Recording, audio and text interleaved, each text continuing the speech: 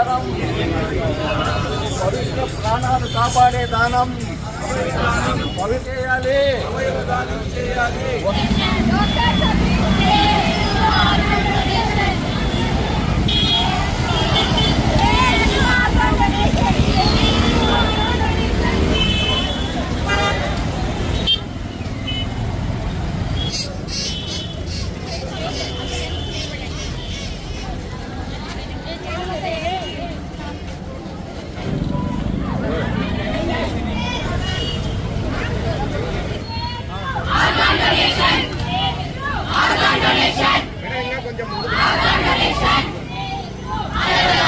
ఒకరి అవయవ దానం ఒకరి అవయవ దానం. రమేష్ రెడ్డి గారు 2003 సంవత్సరంలో చేస్తున్నారు.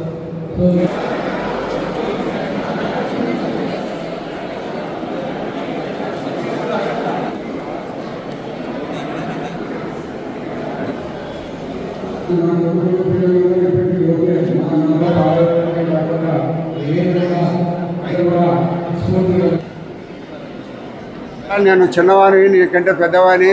నేను ఒక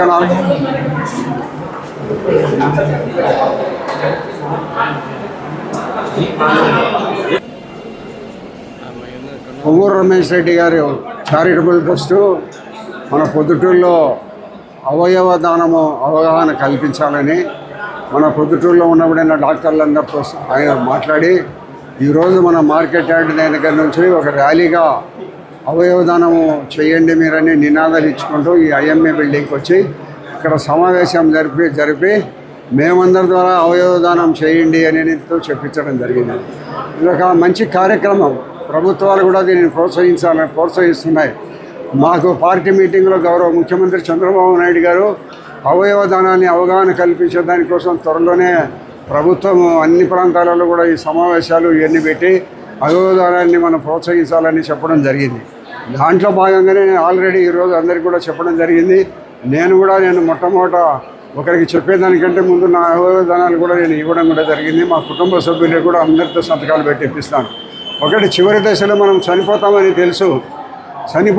తెలిసినప్పుడు అతని శరీరంలో కొన్ని భాగాలు 5-6 భాగాలు ఎవరికైనా కూడా అటు అది ఆ లివర్ కానీ మన కళ్ళు కానీ మన అవయవంలో ఉండబడిన ఏ ఒక్కటైనా కూడా ఇతరులకు పనికొస్తుందని తెలిసినప్పుడు మనం చనిపోయే దశలో అతనికి ఇచ్చిన దానివల్ల తప్పేముంది? అవతల మనిషి మన వలన కొంతకాలం 10-15 సంవత్సరాలు జీవించేదానికి అవకాశం ఉంటుందనేది ఆలోచన మనం చేయాలి. మనతో పాటే ఇవన్నీ కులిపోవాలని అనుకోవడం అనేది కరెక్ట్ కాదు. ప్రతి ఒక్కరు కూడా చైతన్యవంతులం కావాలా. మన అవయవం ఏ శరీరంలో ఉండబడిన ఏ అవయవమైనా ఇతరులకు పనికొస్తుందంటే తప్పనిసరిగా ఇచ్చే ప్రయత్నం ప్రతి మనిషి చేయాలి. దయచేసి ప్రతి ఒక్కరూ అవగాహన కల్పించుకోండి. నేను పొద్దుటూరుకి సంబంధించిన ప్రజలకు ఈరోజే చెప్తున్న అందరూ అవగాహన చేయమని. ప్రభుత్వం భవిష్యత్తులో కూడా దీనిని అన్ని ప్రాంతాలలో దీన్ని విస్తృత ప్రచారం చేసి అవయవదానం చేసిన దానివల్ల మనం చివరి దశలో మనకు ఆత్మసంతృప్తి ఉంటుంది. మీరందరూ ఆలోచించండి. డబ్బు, బంగారు, పిల్లలు ఎవరు మనకు సంతృప్తినియ్యరు. చివరి దశలో మనం చేసిన మంచి పనిని మనకు ఆత్మసంతృప్తి ఇస్తుంది. ఇచ్చిన దానివల్ల ఇప్పుడు కొవ్వూరు రమేష్ రెడ్డికి 23 సంవత్సరాలు. నాకు ఆయన ఆపరేషన్ టైం నుంచి కూడా నాకు తెలుసు. అతనికి ఇబ్బంది పడిన సమయాలు కూడా తెలుసు. ఈరోజు గుండ్రాయి ఉన్నట్టున్నాడు 23 సంవత్సరాలు అయినా కూడా.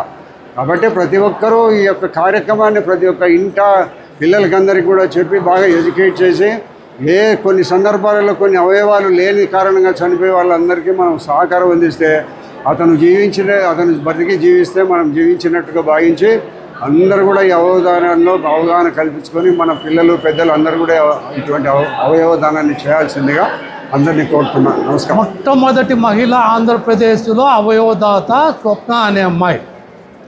ఈరోజు మహిళా దినోత్సవం సందర్భంగా మరియు నాకు ఈరోజు నేను క్షేమంగా ఉండాలంటే ఆ అమ్మాయే కారణం కాబట్టి వారి కుటుంబానికి ముఖ్యంగా నేను ధన్యవాదాలు తెలియజేస్తున్నాను.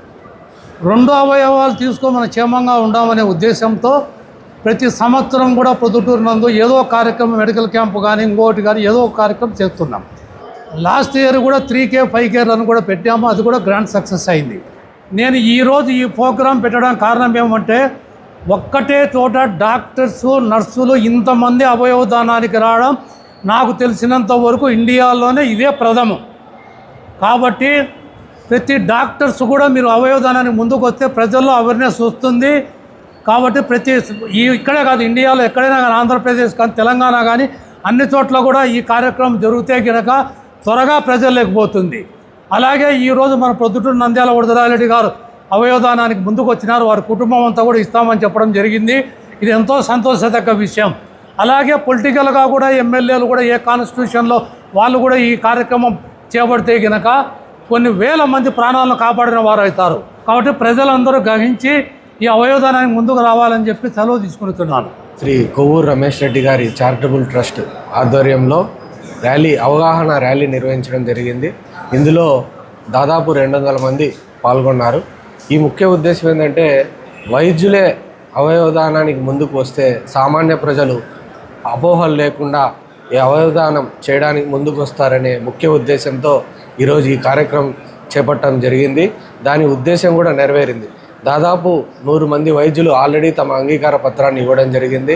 మిగతా వారితో కలిపితే నర్సింగు, వెటర్నరీ వీరందరితో కలిపితే, డెంటల్ వైద్యులతో కలిపితే దాదాపు 200 మంది ఇప్పటికే అయ్యారు. శ్రీ నంద్యాల వరదరాజరెడ్డి గారి కూడా తమ అంగీకార పత్రాన్ని ఇవ్వడం జరిగింది. అదే కాకుండా వారి కుటుంబ సభ్యులతో కూడా ఈ అవయవదానంకి అంగీకార పత్రం ఇస్తానని ఆయన హామీ ఇవ్వడం జరిగింది. సో ఈ విధంగా సమాజంలో కొద్దిమందిని ఇన్ఫ్లుయెన్స్ చేయగల వ్యక్తులు ముందుకు వస్తే దాని అనుగుణంగా మిగతా వారు కూడా దాన్ని చూసి ముందుకు వస్తారనే ముఖ్య ఉద్దేశంతో ఈ కార్యక్రమం చేశాము. ఆంధ్రప్రదేశ్ అవయవదానంలో దేశంలోనే 6వ స్థానంలో ఉంది. రానున్న రోజుల్లో అది మొదటి స్థానాన్ని చేరుకోవాలని ఆకాంక్షిస్తున్నాను. అదేవిధంగా గడిచిన 2 నెలల్లో 64 ట్రాన్స్ప్లాంటేషన్స్ కేవలం ఆంధ్రప్రదేశ్ రాష్ట్రంలో, విభజించిన ఆంధ్రప్రదేశ్ రాష్ట్రంలో జరిగాయి. కాబట్టి ఇవన్నీ చూస్తే మనము ఈ అంశంలో రాష్ట్రం ఖచ్చితంగా ముందుకు పోతా ఉందని మనకు తెలుస్తూ ఉంది. అదేవిధంగా ఈ జీవనదానకు మన ఆరోగ్య శాఖ మంత్రి శ్రీ సత్యకుమార్ యాదవ్ గారు కూడా గట్టి కృషి చేస్తూ ఉన్నారు గడిచిన సంవత్సరన్నర కాలంగా. తదనుగుణంగానే ఈరోజు ఈ ఫలితాలు.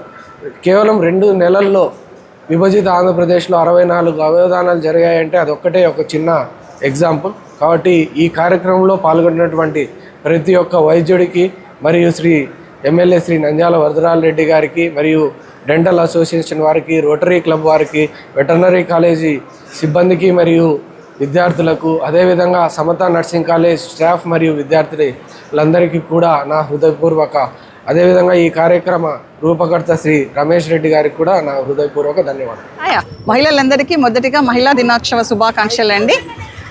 ఈరోజు కొవ్వూరు రమేష్ రెడ్డి గారి ఆధ్వర్యంలో అవయవదానం పైన ర్యాలీ తీసుకోవడం జరిగింది. ఈ అవయవదానం అనేది చాలా ఇంపార్టెంట్ అండి అందరికీ కూడా. ఒక్క మనిషి అవయవాలను